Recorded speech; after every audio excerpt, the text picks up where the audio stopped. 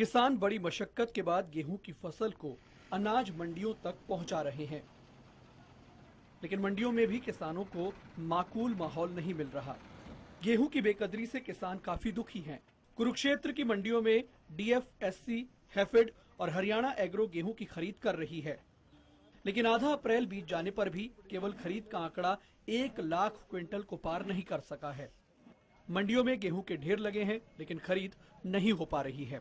कल के सवेर कह रहे हम सड़कों पड़ी और गेहूं सूखी पड़ी, कोई उठा नहीं रहे क्या? इन्हें कोई उठा नहीं रहा। क्या पता प्रशासन के कर रहा। ये क्या कह रहे हैं आरती? क्या आली आली आली 3 दिन से हमारी फसल आई हुई है यहाँ पर, अभी तक हमारी फसल नहीं तुली और आड़ती दोबारा सिद्धि करवा रहे हैं। मजदूर की दिहाड़ी पड़ रही है हम पे, और पहले ही बारिश की वजह से काफी नुकसान हो चुका है।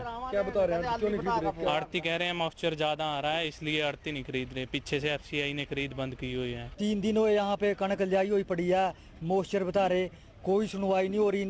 ऊपर से आते हैं कह रहे इसमें तो नमी है, अभी 14% नमी है, कोई कह रहा ज्यादा है, तो इसलिए कोई सुनवाई नहीं हो रही हमारी। हम कहाँ जाए?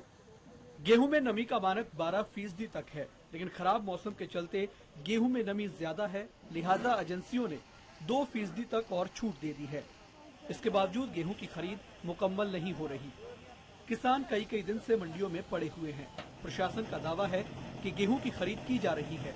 1-2 दिन में नमी और कम होने से दिक्कत दूर हो जाएगी।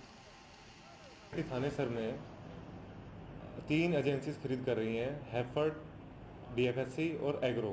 तीनों एजेंसीज ने अब तक 96,385 खरीद कर चुकी हैं और लिफ्टिंग भी हमारी लगभग हो चुकी है। 41,060 की लिफ्टिंग हमारी अब तक हो चुकी है। और जो नमी की जहाँ तक बात करें, नमी बहुत धीरे धीरे कम हो रही है। 1-2 दिन के अंदर नमी का जो चल रहा है, नमी बिल्कुल खत्म हो जाएगी। और ये जो 14% सरकार ने करा है नमी का, तो ये पूरी अच्छे से खरीद अच्छे रूप से चालू हो जाएगी।